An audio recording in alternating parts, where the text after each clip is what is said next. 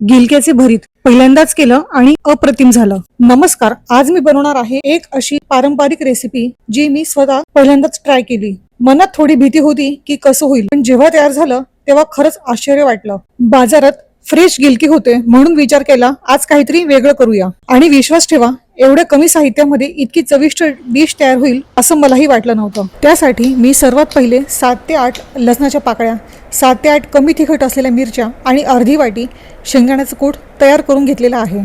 आता भरीत करण्यासाठी मीडियम आकारामध्ये दाखवल्याप्रमाणे गिलके कापून घेतले आहे। एका कढईत थोडं तेल टाकून त्यात हे गिलक्याचे काप घातले। परतवून झाल्यावर झाकण लावून मंद आचेवर वाफायला ठेवले। लक्षात ठेवा मी याच्यात मीठ घातलेलं नाही।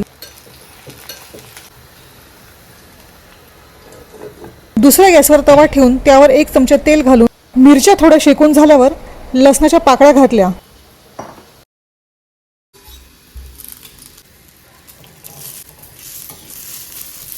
एकीकडे गिलके ही छान वाफवून झाले आहे। काप थोडे बाजूला करून त्यातलं पाणी संपूर्ण आटवून घेतलं।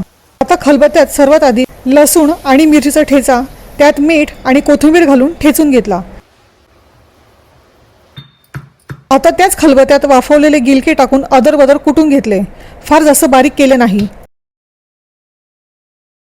आता फोडणीसाठी एका कढईत तेल टाकून त्यात हिंग, जिरं, हळद टाकून त्यातच ठेचलेला ठेचा छान परतवून घेतला। त्यावर दाण्याचा कूट टाकून तोही परतवून घेतला। परतवून झाल्यावर ठेचलेलं गिलक्याचं कालवण आणि चवीपुरतं मीठ आणि कोथिंबीर घातली। परत एकदा परतवून झाल्यावर गरम गरमच सर्वांनी खाल्ली। खरं सांगते चवीला 1 नंबर झाली। पोट भरलं पण मन नाही भरलं। व्हिडिओ आवडला असेल तर लाईक करा, तुमच्या मित्रमैत्रिणींना शेअर करा आणि अशाच सोप्या घरगुती रेसिपीसाठी आमच्या चॅनलला नक्की सबस्क्राईब करा। पुन्हा भेटूया एका नव्या चविष्ट रेसिपीसोबत। धन्यवाद।